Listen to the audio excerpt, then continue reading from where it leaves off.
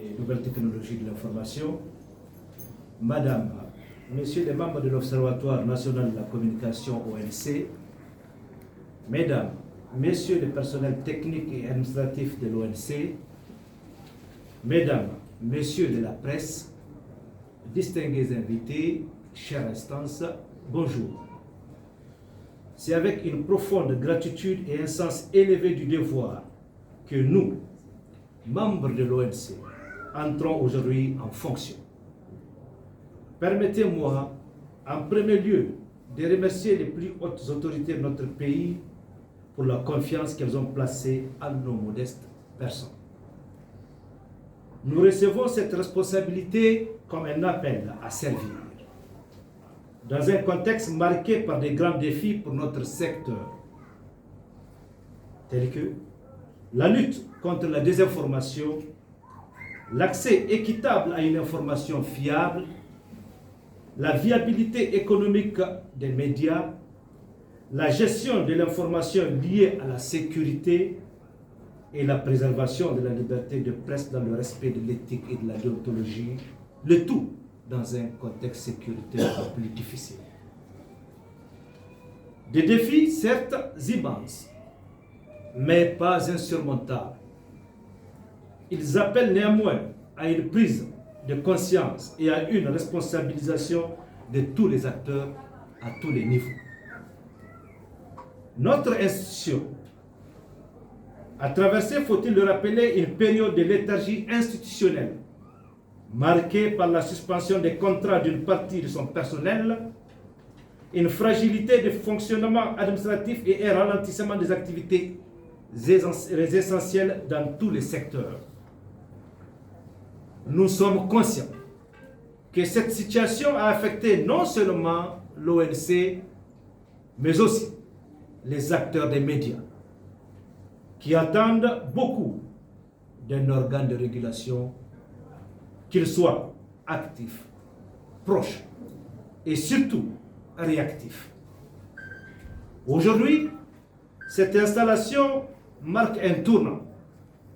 Elle symbolise la volonté des autorités de notre cher pays, le Niger, avec à sa tête son Excellence le général d'armée Abdraman Tchani, président de la République, chef de l'État, son Excellence El Hadji Ali Mohamed Lamine Zen, Premier ministre, de redonner souffle et crédibilité à l'Observatoire national de la communication, de réactiver ses missions de veille, de conseil et de soutien aux médias, dans un environnement où la désinformation, les discours de haine et la manipulation de l'opinion fragilisent la cohésion sociale. Mes collègues et moi, nous engageons à œuvrer pour la remobilisation du personnel de l'ONC et le renforcement de ses capacités, la restructuration de l'institution en vue d'une plus grande efficacité, la lutte contre la désinformation, l'accompagnement des médias dans la production de contenus fiables et la couverture professionnelle des enjeux de notre société. Le renforcement de la coopération avec les acteurs nationaux et internationaux afin de bâtir ensemble un paysage médiatique responsable, fiable et surtout durable. Oui, nous nous engageons à faire de l'ONC un cadre de concertation, de veille et d'action au service des professionnels des médias et des citoyens. Notre priorité sera d'accompagner les médias dans leur rôle crucial, de renforcer leur travail pour le patriotisme, la souveraineté, la paix et surtout la cohésion sociale. Mes collègues et moi, membres de l'ONC, tendons la main à tous. Institutions partenaires, professionnels des médias, sociétés civiles et partenaires techniques, car c'est ensemble, oui ensemble, que nous pourrons redonner confiance à nos concitoyens dans leur droit légitime à une information crédible, dépassionnée, équilibrée et surtout accessible. Oui, c'est ensemble que nous pouvons aider les autorités de la refondation à asseoir vaillamment une nation libre, solidaire et prospère, dans laquelle le devoir d'informer ne sera point une menace, mais un droit des citoyens et surtout une contribution à ces citoyens.